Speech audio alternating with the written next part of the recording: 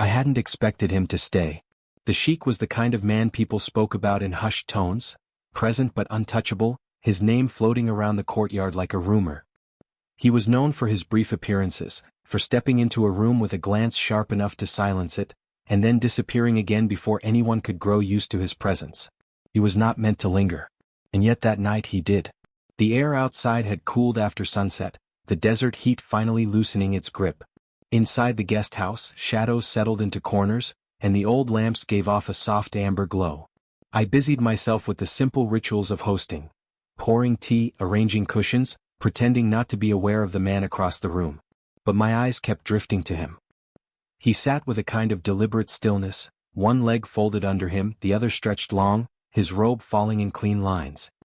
He wasn't watching me exactly, but every time I looked up, I caught the faintest curve of his mouth, as though he knew I was struggling to hide how aware I was of him. Conversation started polite, restrained. He asked about my family, my studies, the kind of questions that anyone might ask to pass the time. His voice was low, the words shaped with careful pauses. I answered too quickly, too casually, each response tripping over itself because I couldn't stop noticing the way his hands rested loosely on his knees, how the veins in his wrist caught the lamplight. The silences between us felt heavier than the words themselves.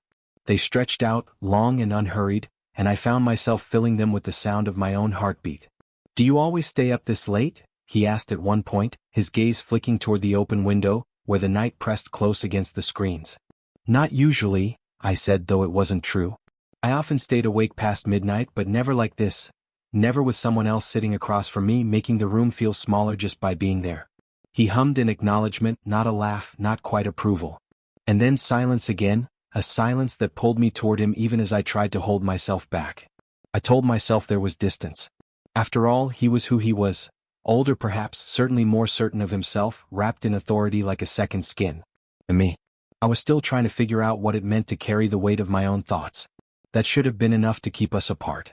But then he leaned forward, resting his elbow against his knee, and the lamplight caught his profile, softening what I had always thought of as stern. Something loosened in me, dangerously so. When I refilled his glass, our hands almost touched.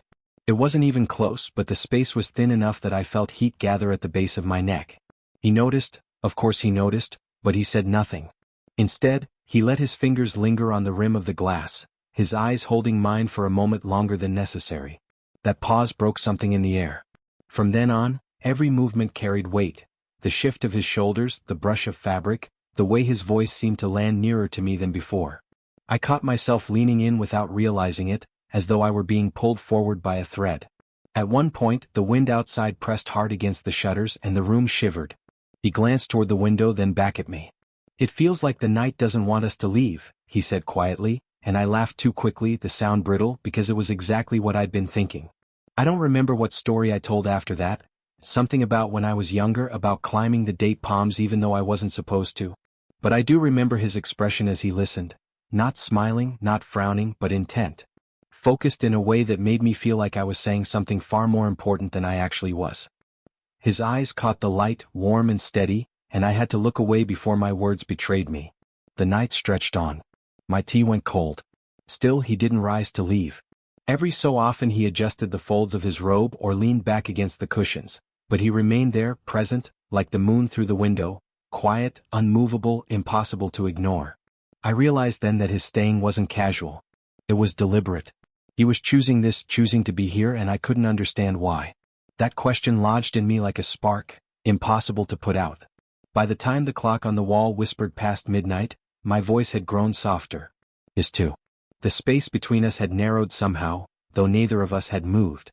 We spoke less, and when we did, our words seemed to dissolve almost as soon as they were spoken, leaving behind only the sound of breath, the pulse of silence. And then it happened, a glance that lasted a second too long. I had been adjusting the cushions, trying to hide the fact that my hands were restless, when I looked up and met his eyes. He didn't look away. His gaze was steady, unreadable, but it held me there, frozen in place. For the smallest moment, I thought I saw something flicker. Curiosity, maybe, or something softer, something unguarded. The seconds stretched like hours. My chest tightened. I told myself to move, to speak, to laugh it off, but nothing came. I was suspended in that look, my thoughts a blur of fear and wonder.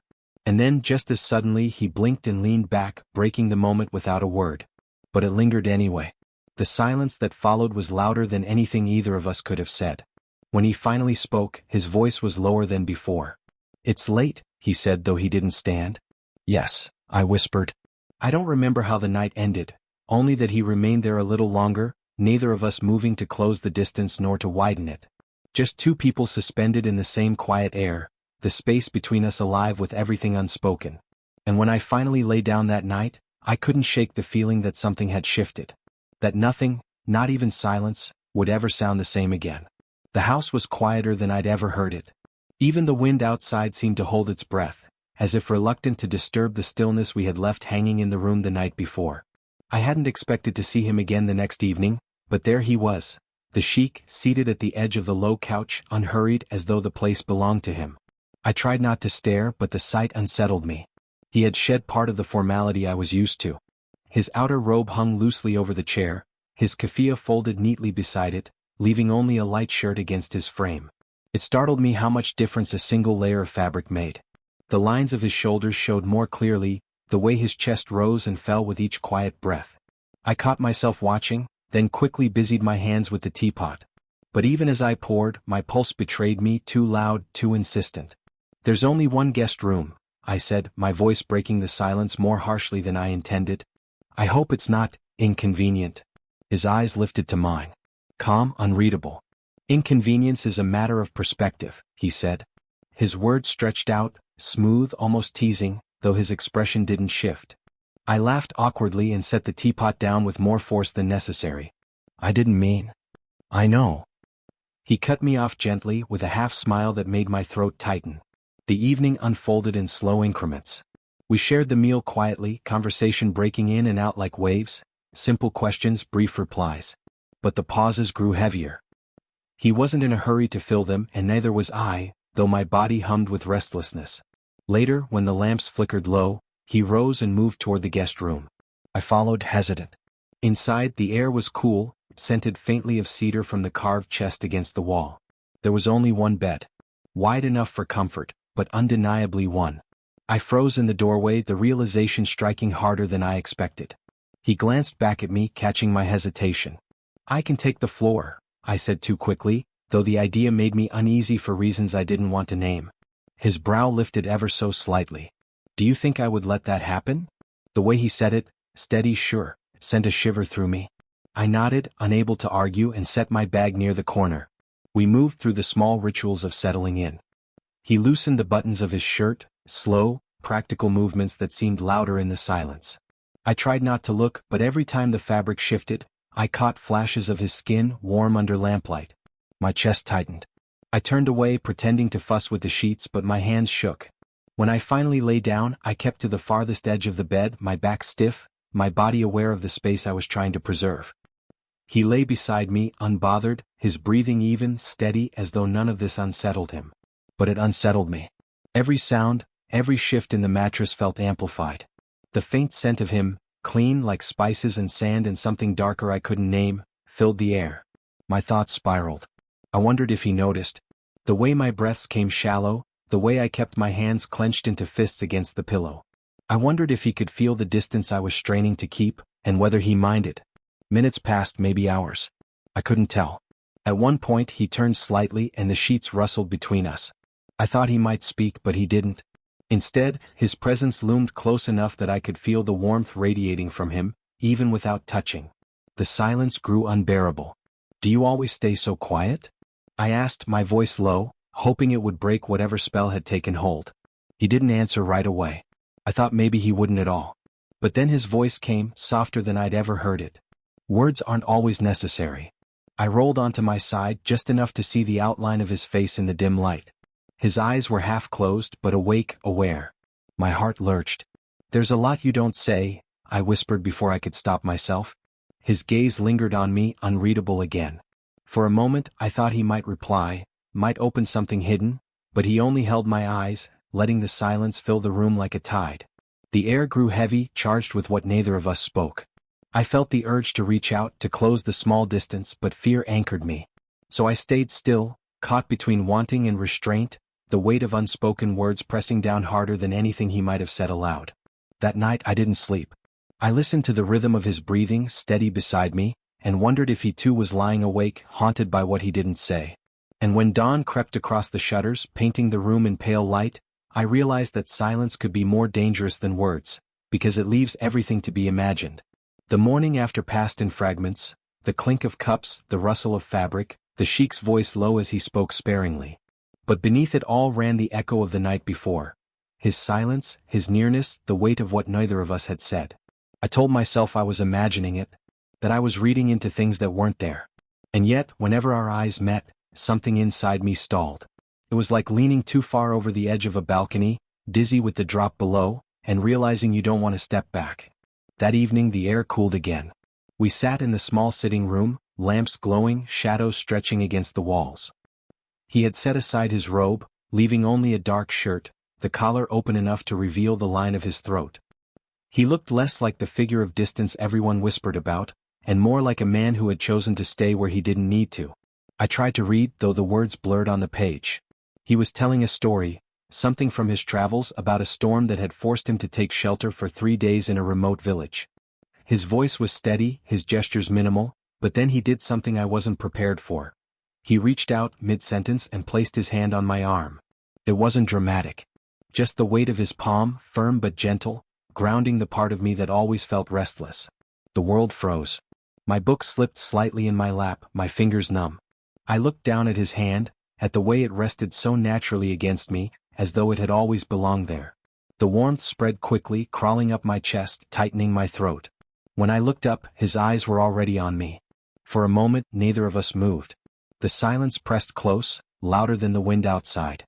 His gaze held mine, unwavering, and I felt stripped bare, as if he could see every thought I tried so hard to hide. I should have said something. A joke, a deflection, anything to loosen the knot of the moment. But the words wouldn't come. Seconds passed. They felt endless. Finally, he drew his hand back, slowly, deliberately, as though measuring the weight of the gesture. He didn't apologize, didn't explain. He simply returned to his story, his tone unchanged, though his eyes lingered on me a heartbeat too long before shifting away. I tried to respond, to nod, to laugh at the right parts, but my chest was still buzzing where he had touched me. My mind played it over and over, as if replaying the instant might reveal some hidden meaning. Later, when we prepared to sleep, the memory of it clung to me. I lay on the bed again, this time with less distance between us. Not touching, never touching, but close enough that I could feel the subtle dip of the mattress where he lay. The lamps were dimmed. The silence returned.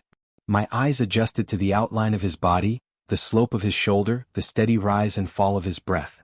I turned slightly, facing him. I didn't expect him to notice, but he did. In the darkness, our eyes found each other again. It felt reckless, lying there and not looking away. His gaze was softer now, almost searching.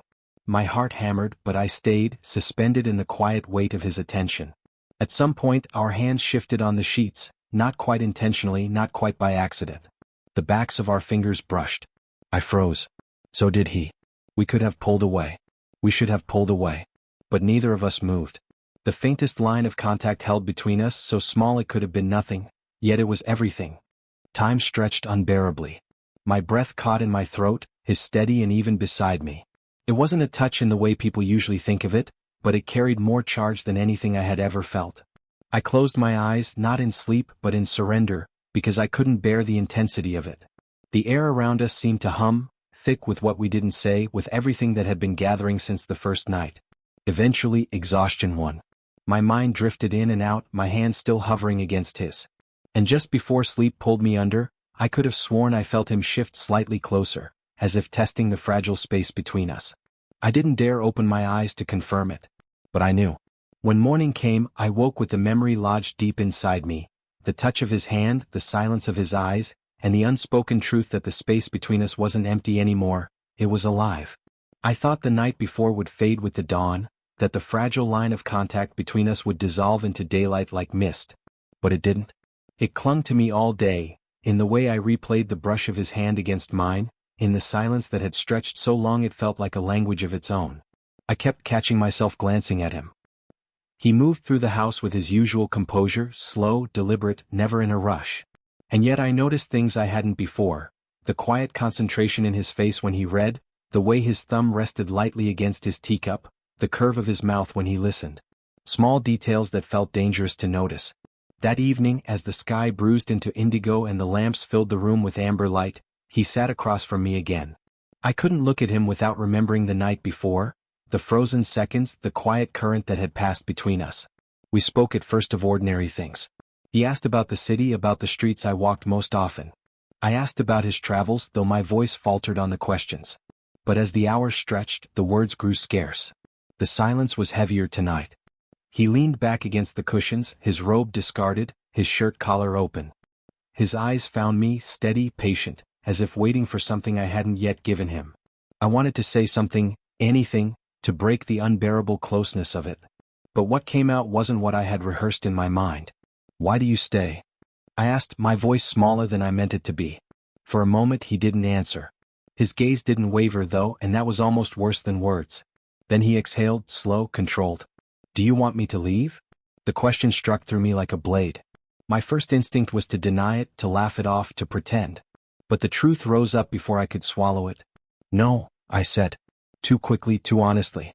The corner of his mouth curved, not a smile but something close. "Then maybe that's why." I froze, my throat tightening. I couldn't tell if he meant it lightly, or if he was giving me something heavier than I was ready to carry. The silence stretched again. I felt the weight of the words I wanted to say pressing against my chest, trapped. I had spent nights turning them over in my mind, afraid of their shape. But here, with him watching me, they broke free. "I don't know what this is," I whispered. "I don't know what it means. But, when you're here I can't stop." My voice cracked and I stopped. He leaned forward, his eyes steady, grounding. "Say it." I shook my head, my hands restless against the cushion. "I can't." "You already are." His voice was soft, but it carried. The room felt too small, the air too thick. I wanted to run, to hide, but I also wanted to stay rooted where I was. My chest ached with the contradiction. Finally, I looked up at him, my eyes betraying me. "If I said yes," I asked, the words trembling out of me, "what would you do?" The quiet that followed was unbearable. He studied me, his gaze sharp but not unkind. Then, slowly, he crossed the space between us. He didn't touch me at once. He sat beside me, close enough that I felt the warmth radiating from him, but not closing the final distance. "What do you think I'd do?" he asked. My breath stuttered. "I don't know." He tilted his head, eyes searching mine. "Maybe you do." I wanted to deny it, but my body betrayed me. My heart hammered, my breath shallow. Every part of me leaned toward him, drawn by gravity I couldn't resist. When his hand lifted, I thought I would break apart from the anticipation. He reached, not for my hand but for my face, his fingers brushing lightly against my jaw. The touch was delicate, almost reverent, as though he were asking permission with the barest brush of skin. I froze, terrified, exhilarated. And then I didn't pull away. His hand lingered, his thumb grazing the edge of my cheekbone. The world narrowed to that single point of contact. My breath caught, and when I met his eyes, the question was there, unspoken but undeniable. Something in me gave way. I leaned forward, only slightly but enough. Our foreheads touched first, tentative, fragile. The warmth of his skin sent a shiver through me. Then his lips brushed mine. It wasn't a kiss the way I had imagined kisses might be, not urgent, not hungry. It was softer, slower, like a question. A first step onto uncertain ground. My chest ached with how careful it was, how it seemed to carry the weight of everything we hadn't said. When he drew back, it was only by an inch. His hand was still against my jaw, his eyes steady on mine. "Now you know," he said quietly. I couldn't speak. My throat burned, my heart racing. I could only nod, though I wasn't sure what I was agreeing to. We sat like that for a long time, close but fragile, like a flame that might go out with the smallest breath. His thumb traced absent circles against my skin, and I thought I might dissolve under the gentleness of it. Finally I found my voice, though it was faint. "I'm scared." "I know," he said simply. His tone wasn't dismissive. It was steady, anchoring. "So am I." The admission broke something in me. Relief flooded in, tangled with fear and wonder. I leaned against him, resting my forehead against his shoulder, and he didn't move away. His hand slipped to the back of my head, holding me there, not possessive but steady. The silence that followed was no longer unbearable. It was warm, fragile, but safe. I didn't know what would come next. I didn't know if this was the beginning of something or just a fleeting night. But for the first time I didn't care. All I knew was that I had said yes, not with words but with the trembling way I stayed, with the way I let myself be touched, with the way I leaned closer instead of pulling away. And in his quiet, steady presence that yes felt enough. The room felt different after. Lighter somehow, though my chest was still heavy with the weight of what we had just done, or admitted or crossed. I wasn't sure which word fit. All I knew was that when I finally leaned back from him, my lips still tingled with the memory of his. We didn't rush to fill the silence. He remained close, his hand still resting at the nape of my neck, steady, grounding. I was afraid that if I moved too suddenly, the moment would collapse like glass shattering. At last I whispered, "So, where do we go from here?" The words sounded clumsy, almost childish, but they slipped out before I could catch them. He glanced at me, his expression unreadable at first, then softened. "Forward, I suppose." I laughed quietly, half in relief, half in disbelief. "That's not very specific. Does it need to be?" His tone carried a trace of something lighter now, not quite teasing but gentler than I had heard before. I shook my head, a smile tugging at the corners of my mouth. "You always talk in riddles." He raised an eyebrow, the faintest curve at his lips. "And you always pretend you don't understand them." That caught me off guard. I laughed again, more freely this time. The sound startled me, as if I hadn't realized how tightly I'd been holding my breath until now. We talked after that, not about what it meant, not about what came next, but about everything else. Small, ordinary things. He asked what I'd wanted to be as a boy. I told him about climbing rooftops and imagining the city as a kingdom of my own. He admitted he'd once dreamed of becoming a poet, though his voice held an irony that suggested the idea had long been buried. I teased him for it. "You? A poet?" His eyes narrowed just enough to warn me, but the warmth in them betrayed him. "Do you think me incapable of words?" "No," I said, grinning, "but I can't imagine you writing love verses under the moon." He looked at me then, really looked, and said softly, "Maybe I don't need to write them." The air shifted again. I felt my cheeks flush and I looked away quickly, pretending to fuss with the blanket. He let me. We lay back after that, side by side on the bed. Not quite touching, but close enough that the distance no longer felt like a barrier, only a choice. Our voices dropped to whispers, then to murmurs, until sometimes silence filled the gaps and it didn't feel heavy anymore. At one point, I turned onto my side and so did he, until we were facing each other. The lamp flickered low, shadows softening the lines of his face. "What are you thinking?" I asked, unable to keep the question from slipping out. He was quiet for a moment. Then, "That I don't regret staying." The words were simple, but they hit harder than I expected. My chest ached, and I swallowed against the swell of something I couldn't name. I wanted to answer, but the words tangled. Instead, I reached out, hesitant, and let my fingers brush against the back of his hand. He didn't move away. Slowly, deliberately, he turned his palm up and let our hands settle together in the space between us. It wasn't much, just skin against skin, the faint press of fingers, but it felt like more than any embrace I had known. We stayed like that, whispering until our words blurred with drowsiness. He told me about the stars he'd once watched in the desert, how silence there felt like infinity. I told him about the nights I stayed awake with music in my ears, trying to drown out the weight of my own thoughts. And then we laughed, softly, about nothing at all, a shared joke I don't even remember, only the warmth of his smile, the sound of his low chuckle filling the quiet. By the time sleep finally crept in, I wasn't thinking about fear or what it all meant or where we would go from here. I was thinking only of the warmth of his hand in mine, and how, for the first time, the silence between us felt like home. I woke to light. Not the sharp light of midday, but the pale kind that slips in gently, painting everything in soft gold. The shutters glowed faintly, the air still cool from the night. For a moment I forgot where I was. Then I felt it, the steady warmth beside me, the faint brush of a hand still resting near mine. The Sheikh hadn't moved. He lay on his back, eyes closed, his breathing deep and even. Morning softened him, stripped away the distance he always carried. I watched the rise and fall of his chest, the way a strand of hair had fallen loose against his forehead. Something inside me tightened, a mix of awe and fear, and something deeper, something that felt dangerously close to tenderness. I thought about pulling away, about slipping quietly from the bed before he stirred. But the thought dissolved as quickly as it came. I stayed, caught in the quiet gravity of his presence. When he finally stirred, his eyes opened slowly, adjusting to the light. For a brief second, he looked almost startled to find me still there. Then his gaze softened, and he exhaled in a way that felt less like waking and more like surrender. "Morning," I said, my voice rough, uncertain. Morning, he echoed, his tone low, unhurried. We lay there in the silence that followed, but it wasn't the same silence as before. It didn't press or demand. It lingered like an unspoken promise. Eventually I sat up, rubbing the sleep from my eyes. I should make coffee, I said, half to fill the air, half because I needed to do something with my restless hands. He didn't stop me, but he watched as I moved about the small kitchen. The clink of cups, the scent of coffee rising with steam, everything felt strangely magnified, as if the ordinary had been sharpened into significance. When I set a cup in front of him, he didn't reach for it right away. Instead he looked at me.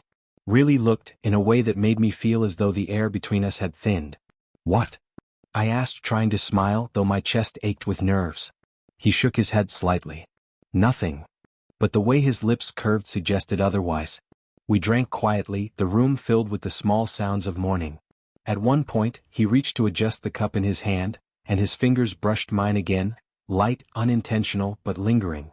I froze, breath caught, but he didn't move away. Instead, he let the moment stand, unremarked but undeniable. It was such a small thing, a brush of skin, yet it felt like a declaration. Later, as we stepped outside, the sun had climbed higher, the air already warming. The courtyard stretched before us, bathed in light. He walked beside me, slower than usual, as though neither of us were eager to reach the edge of this moment.